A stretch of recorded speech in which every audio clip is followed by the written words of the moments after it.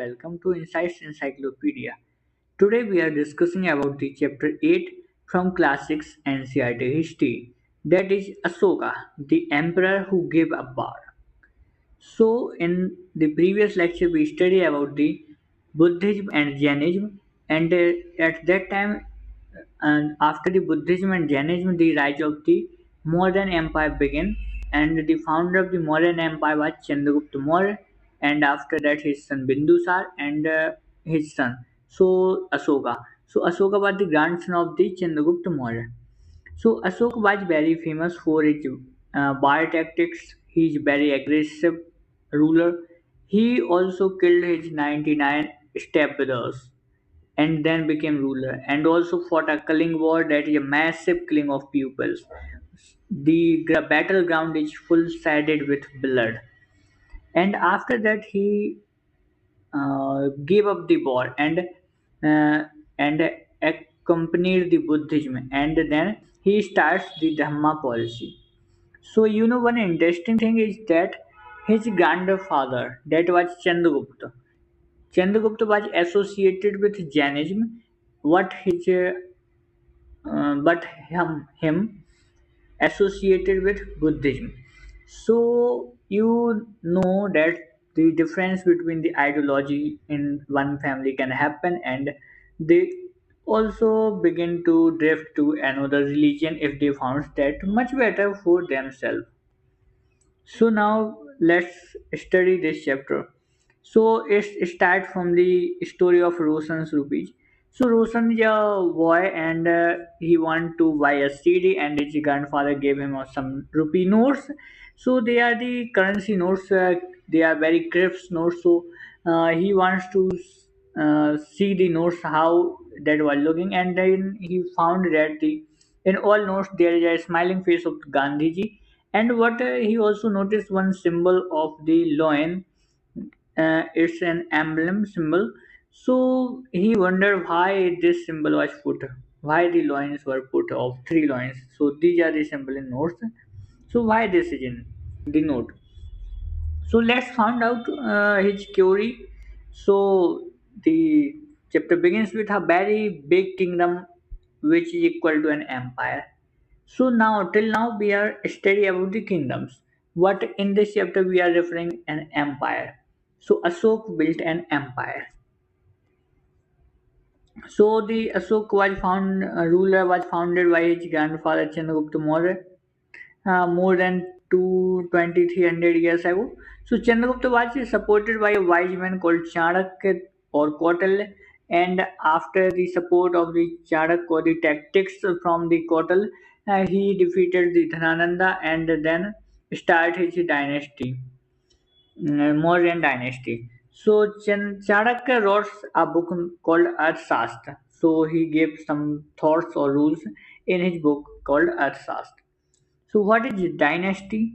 A dynasty is basically family group members becoming ruler one after another. So it's like a clan going down and the rulers becoming on the hereditary basis. So Chandragupta, his son Bindusar and Bindusar's Ashok. So these are the three famous persons from the modern dynasty. So this is a map where you find some important cities that were of in black mark, and then the other cities, and all this is the empire, ruling empire of Ashoka. So the important cities are the Taxila. So here the Taxila is a gateway to deal with the Arab countries or the northeast western countries. So this is a gateway from central India, and this is Ujjain. So Ujjain is a gateway of North and South India. Here traders became came from north to south and south to north, and the Patliputra. So this is the capital city of the modern empire or the previous one Magad Empire. So Patliputra is also important for them.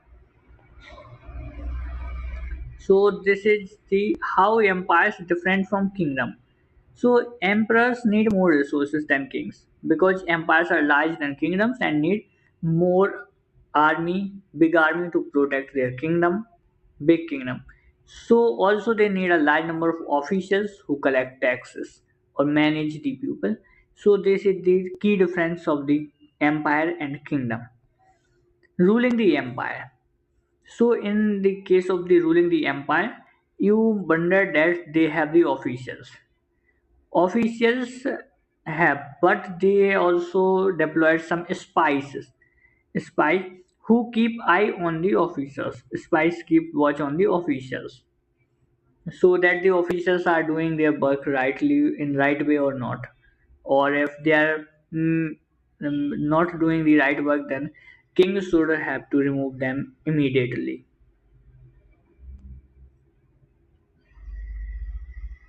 So, for example, the Earthshastra, this is an example from Earthshastra, tells us that the northwest was important for blanket and South India for its gold and precious stones. So, the northwest people, that is from modern day Pakistan or the Afghanistan people. So, from here we import blankets, and from south we import gold from Kolar gold mines. What is tribute? So tribute is like a system in which you have to give that you have what you have to the king if he demand, whether it's your by your permission or not. So the best way is to give attribute to the king by your own wish. So, unlike taxes, they were collected on a regular basis. Tribute was collected as and when it was possible from people who gave a variety of things more or less willingly. So, it's not depend on your will. You want to give or not, you have to give. So, the tributes and people, forest region pupils also give some things that were provide elephant for wars, timber for building houses, honey bags, and etc. The empire and the capital city. So this is the account we get from the book written by Megasthenes, and Megasthenes was sent to the Chandragupta Maurya court by the Seleucus Nicator. So Chandragupta Maurya uh, done a marriage alliance with Seleucus Nicator. He married to his daughter. So Megasthenes wrote an account about what he saw in the part. Here is a part of his description. So Megasthenes wrote that on the occasions emperor appear in the public and celebrate with grand royal processions. So empire sort of came in public on occasions only, not the regular. He carried in a golden planquin. Planquin is basically a palki in which today the and bride is going to the groom's house, so that was the palki. His guard ride elephants decorated with gold and silver elephants were there, and guards carry some trees which have living birds or trained parrots on them, and the king also surrounded by armed women. So he has a doubt that someone may attack accidentally on him. And he also had the special servant to taste food before he eats, and he never slept in the same bedroom for 2 nights. So where king is going to sleep is not known to anyone. And about Pataliputra he wrote, modern day in Patna, this is a large and beautiful city surrounded by massive walls and has 570 towers and 64 gates. The houses are of 2 or 3 stories and built of wood and mud. And King Palace also built of wood and decorated with stone carvings surrounding with gardens and enclosure of keeping birds. So why Ashoka unique ruler? Ashoka is unique because of his inscriptions.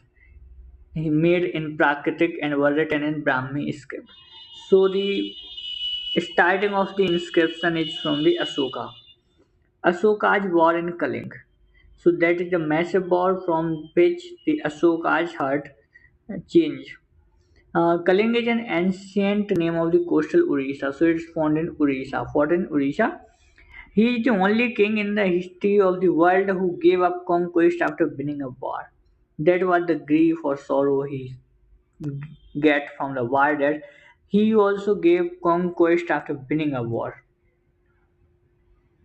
So Ashoka's inscription describing the Kaling War. So this is the inscription from where we get a brief story about the Kaling War. So in Kaling War, 8 years after becoming king, Ashoka conquered Kaling. About a lakh and a half people were captured there, and more than a lakh of were killed. This filled a sorrow, Ashoka with sorrow. Whenever an independent island land is conquered, lakhs of people die and many more taken prisoners. Brahmins and monks are also died. People who are kind to their relatives and friends, to their slaves and servants die or lose their loved ones. This is why I am sad and have decided to observe Dhamma and to teach others about it as well. So now Ashok believe in winning people over through Dhamma is much better than conquering them through force. So this is the message. So instead they should try to think about the how to spread Dhamma. They should try to win their hearts. So in Dhamma is a Prakritic word of the Sanskrit term Dharma. So this is what the Ashoka thought later on after the war of the Kalinga, that the winning people from hurt is important, not the conquering or the conquest area is much important. So what was Ashoka's Dhamma? So Ashoka Dhamma was a little, not a little, a very much different from other religions. Ashoka Dhamma did not involve any type of worship, performance, or sacrifice. He felt that just as a father tries to teach his children, he had a duty to instruct his subjects. So this it is simple. And he also inspired from the Buddha.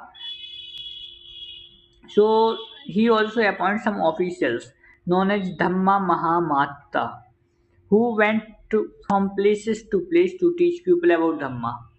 Ashoka got his message inscribed on the rock and plus instructing his officers to read message to those who could not read by themselves.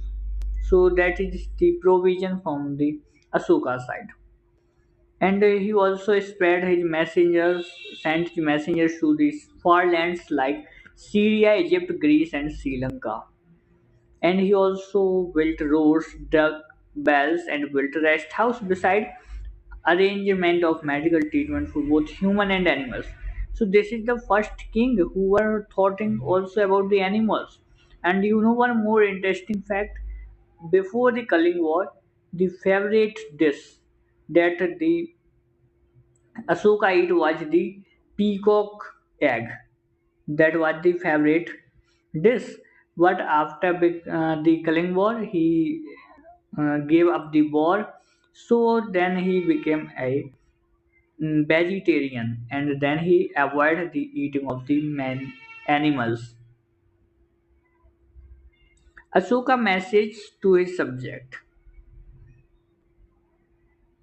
So what was the Ashoka message? So that is very important. People perform a variety of rituals when they fall ill and when their children get married, when children are born, or when they go on a journey. So here is a catch that in that area, in our today world also, Indian people is spending a lot for that type of the functions.